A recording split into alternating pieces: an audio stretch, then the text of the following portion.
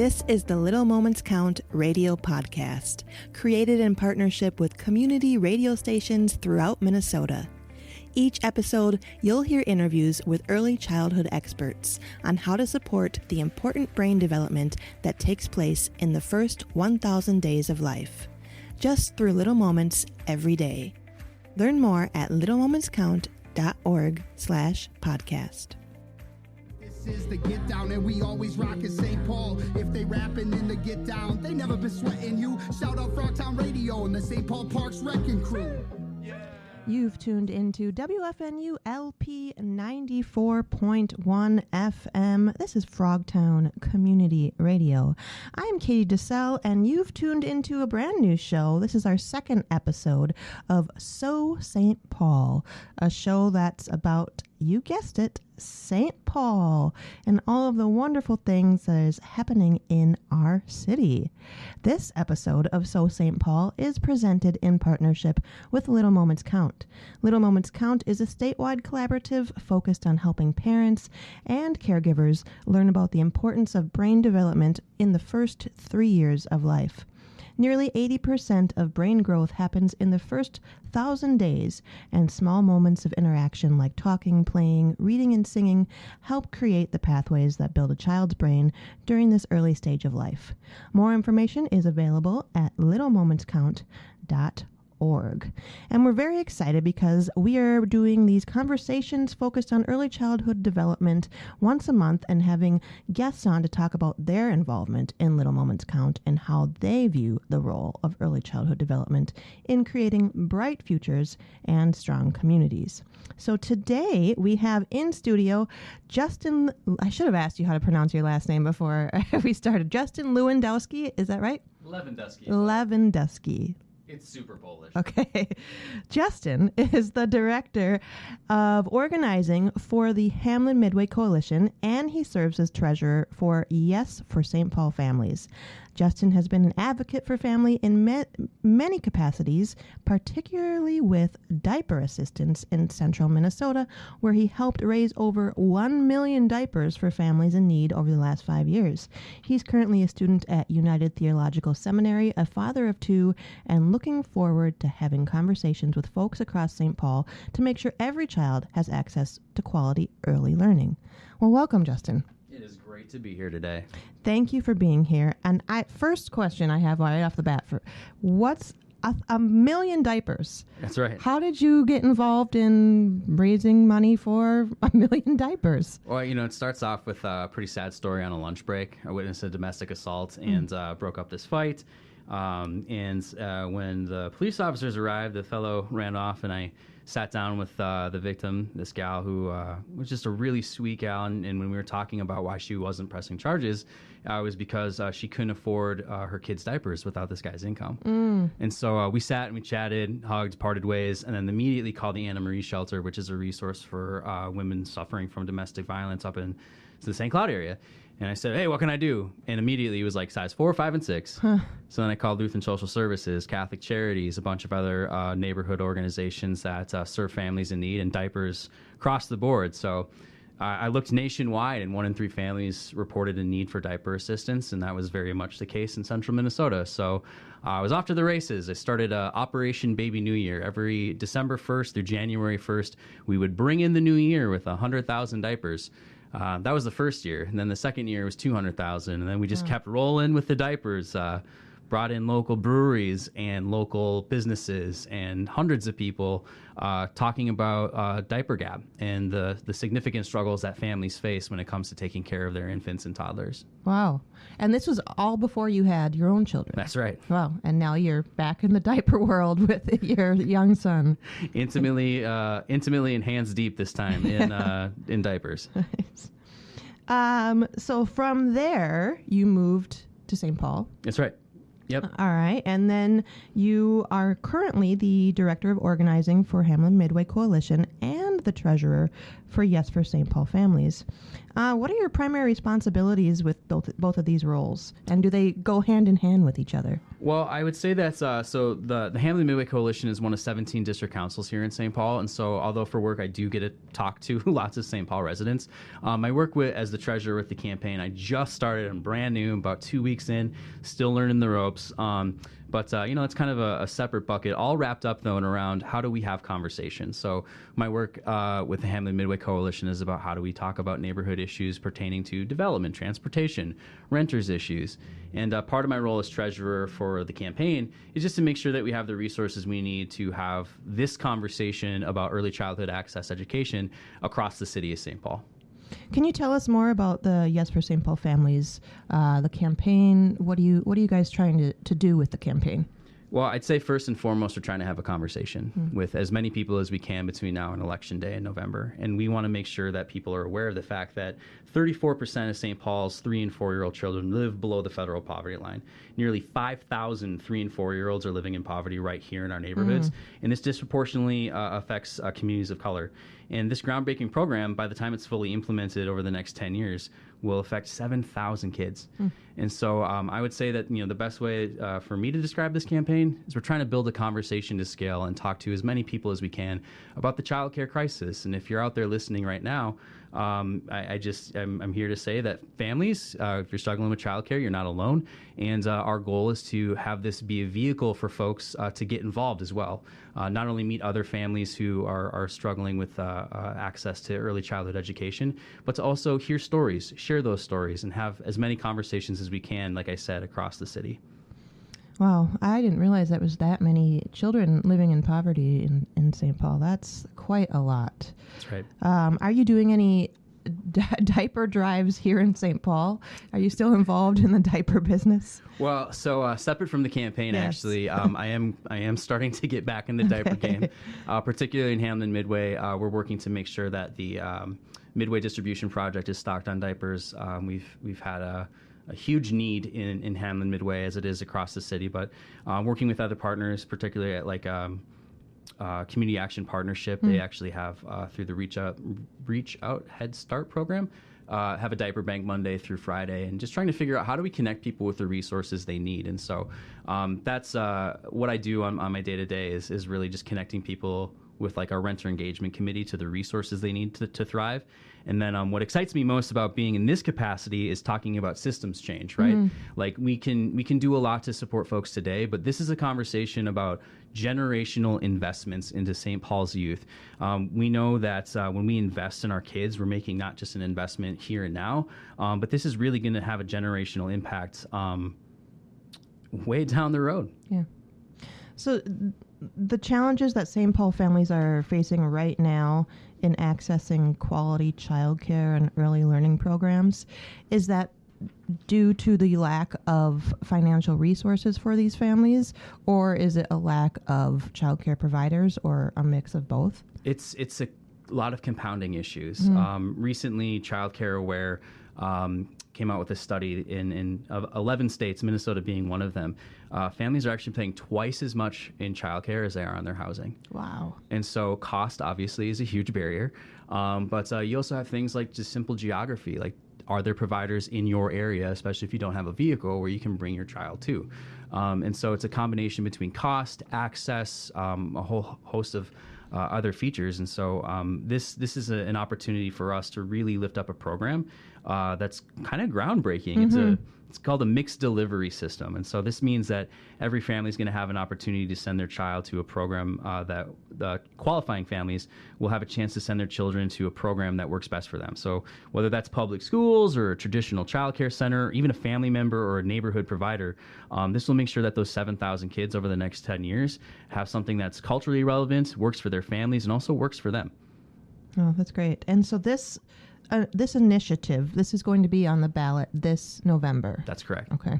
And it's Yes for St. Paul Families is the name of the initiative. That's correct. And if you go to stpaulfamilies.org, because I'm the new guy, you can find out all sorts of information that you might not be able to discuss today on the radio. But I encourage everybody to go to our website, check out stpaulfamilies.org.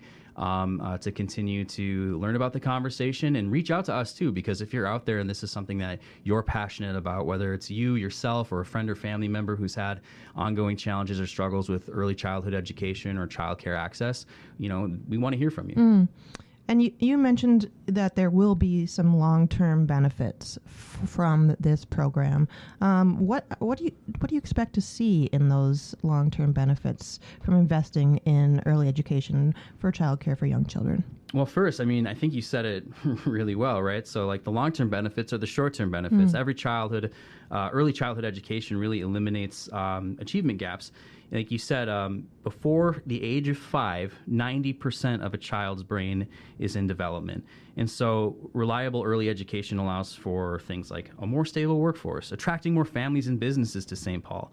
We have so many small businesses in particular that wish that they could provide some of these resources. And so for us as a city to provide that kind of access to care is just such a historic opportunity for us as a city to lift up and support those children and those families.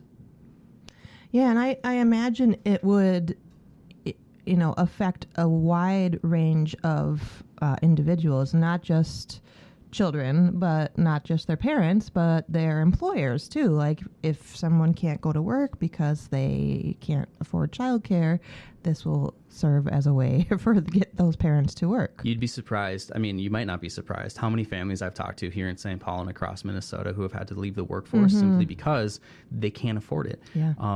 Like right now, that's the conversation my wife and I are having because us alone, 41% of our income next year is going to go to childcare for our toddler and our infant. And that's the reality for many, many, many people, far too many. And, I also think of when you said, not just the children, but about 2 years ago, I was diagnosed with long COVID and I was out of the workforce for about 3 months. And although I had health insurance, I did not I also had short-term disability, but I was denied because long COVID is such a novel thing. And like hundreds of thousands of Americans who suffer from long COVID, I was denied that benefit. That was the most horrifying moment of my life when I didn't know how I was going to pay rent the next month, when I didn't know how I was going to afford childcare, when I didn't know how I was going to feed my family. Yeah. And that kind of stress is the daily reality for thousands of people across St. Paul. And it's a spirit-crushing stress. Yeah. And for us to be able to not only provide those early childhood benefits to children who are developing, think of what we're doing for the love of these families, to be able to maybe not have to work 4 or 5 jobs to make ends meet, to spend more time with their children. But also when they can't spend time with their children, they've got access to early childhood education and access to the childcare that's going to help them thrive well into their adult lives. Right. And just the peace of mind that their children are in a safe environment and are learning and are growing and they're able to go and do whatever work or run errands or do something with that awareness that, hey, my child's doing okay. Exactly. Any parent out there knows that kind of comfort is, it's just so important to have, that your child is safe, but they're also getting the care and quality education that they need. And so this initiative has garnered support from a really diverse coalition. How has the involvement of parents, educators, community leaders, and others shaped the approach and goals of Yes for St. Paul Families? Well, I would first and foremost say that having parents and providers being at the onset of this campaign is really important. Obviously, it's the people most impacted. And so knowing what are the needs of parents, but also what are the needs of providers to make this work has been huge. And so the Early Learning Legislative Advisory Committee, too, is something to point to, which was appointed by the City Council, so not only providers and parents, but also government officials, concerned neighbors, and other early childhood education experts. And so this was about developing a series of recommendations for potential programs. And this is, kind of where we're here today, a broad coalition that spent years working with families, providers, and the business community to develop a plan that's going to help St. Paul families find that early learning and childcare to fully cover those costs. And like I said, too, when you think about 7,000 children, that is something that both as a parent, as a homeowner, as a resident of St. Paul, that is staggering. That is staggering to think of the kind of not only educational support, and financial support, but also that human support. Like I said, that stress that is just so soul crushing when you're on thinking constantly about how you're going to make ends meet. We have a really cool opportunity here as a city to lead the nation and lead the state of Minnesota on this is how we show up for each other. This is how St. Paul is showing up for our families. So I'm really just blown away by the work that's been done by that broad coalition to get us here. And now it's in our hands, St. Paul, and now it's our time to really talk about this. Whether you're for or against it, well, what matters the most to me on this campaign is that we have to talk about childcare. We have got to talk to our neighbors, our district councils, our elected leaders, and most importantly, those friends and family in our lives who might not know the cost of childcare. The thing that got me the most about diapers is we had this event at Beaver Island Brewery up in St. Cloud, and you get a free beer when you bring in your diapers, and people who don't have kids are like, oh, I want a beer, and they come to this event, and like we made Diaper Mountain, and people would grab their beer, and they come over to me, and they're like, man, I had no idea how much these cost, and I'm like, that's one box, like per month per child, we're talking $200, $300, $400. Yeah. Now take that, times it by 5, and that's the unexpected barriers that families are experiencing when it comes to childcare. Yeah, well, that's a great point. That mountain of diapers adds up. Yes, it does. Yes. This is the first one in Minnesota, is that correct? I believe so. Okay. I believe we would be the first one to pass this, yes. Are other states working on similar legislation? Well, we're actually following a model. So this effort that we're leading here in the city of St. Paul follows examples from cities across the country that have initiated their own preschool programs, things including cities like Denver, San Francisco, New York City, Cincinnati, and Washington, D.C., most recently New Orleans and more. And so there is precedent for municipalities leading the charge around this particular issue. So there's somewhat of a model that you're basing this initiative from. Yep, Great. absolutely. That's great. I'd be interested to dig into some statistics of how those cities who have these programs going already, how that has changed their cities for the better. Because, like you said, this childcare is a huge issue for everyone, not just parents. And so I would think that a program like this would benefit, the whole city, but especially like the economic part. I would think that it would be something that St. Paul could easily replicate. Yeah, I mean, like I said, go to our website, stpaulfamilies.org, reach out to the campaign. But one thing that I found really fascinating was that for every dollar that we spend on targeted early childhood investments, much like this program, have shown to return up to $16 for every dollar spent. So it's a generational investment. And when people think about like cost, right? What's the real cost when we have that many children and that many families who are struggling, right? This is something to me that's, it's a moral conversation that we're having here. And it's one that really points to investing in the long haul and investing in St. Paul's kids. And with this program, there's an online platform. Is that correct? This initiative is creating an online platform and providing navigators to assist families. So once this bill goes through, that there will be a online platform that's going to help parents and childcare providers kind of find each other.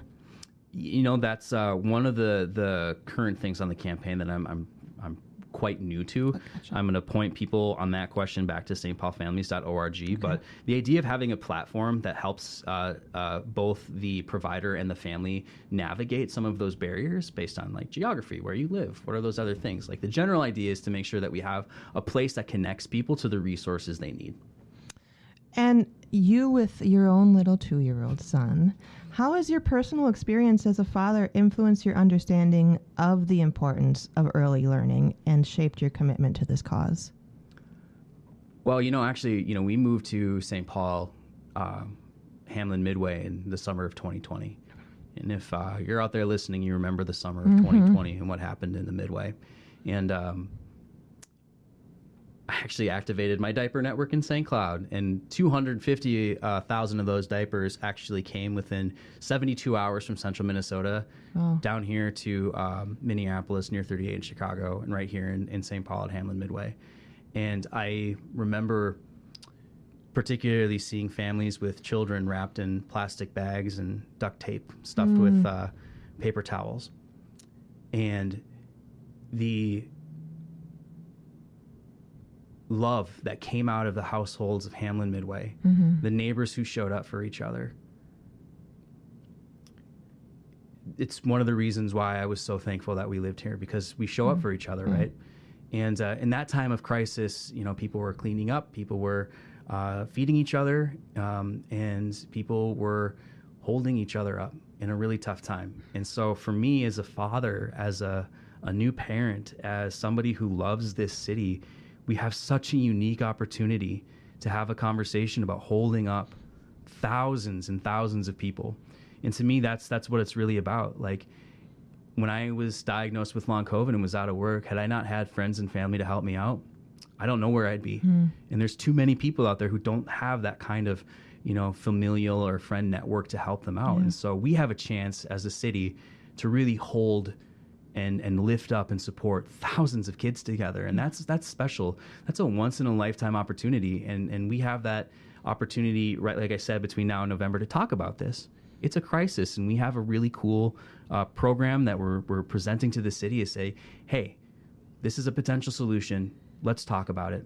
And when we center the neighbors that we care about in the city that we love, I really think that this is going to be a powerful conversation for not just the city of St. Paul, but for the state. We are leading the way on early childhood education and making sure that no parent has to go through that stress.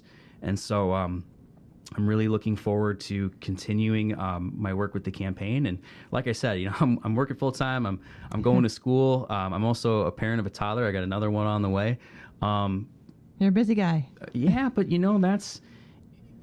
don't have to do everything. And that's why I love campaigns, is because, when we pool our time, when we pool our stories, when we pool our resources, we can have thousands of conversations. We can reach tens of thousands of people. And it's just about showing up just a little bit.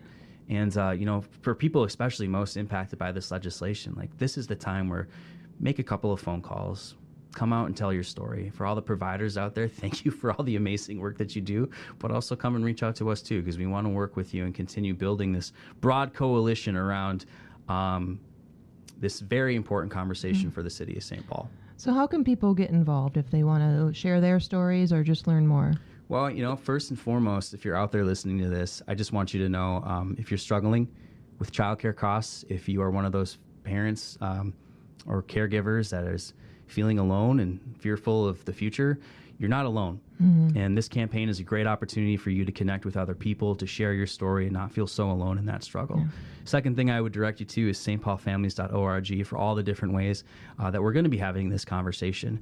And finally, talk to people, whether it's with a campaign or you're at the grocery store, you're at a barbecue with buddies.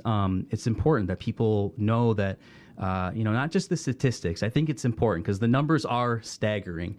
But if you have a personal story with your friend, a family member, whether it's yourself or somebody that you know, just make sure that between now and November, we're talking about this very serious issue that we have the opportunity to discuss here through this campaign and through the personal connections we carry each day. That's great. Well, Justin, thank you so much for coming on. We really appreciate you being here to talk about Yes for St. Paul Families, the initiative that'll be on the ballot this November, and talking about St. Paul. It's been great to be here. You can hear a recording of this episode at littlemomentscount.org. This is So St. Paul. I am Katie DeSalle, and I will be back next week with another guest to talk to you about all things St. Paul. Thanks for tuning in. Shout out to all of y'all from St. Paul, Minnesota.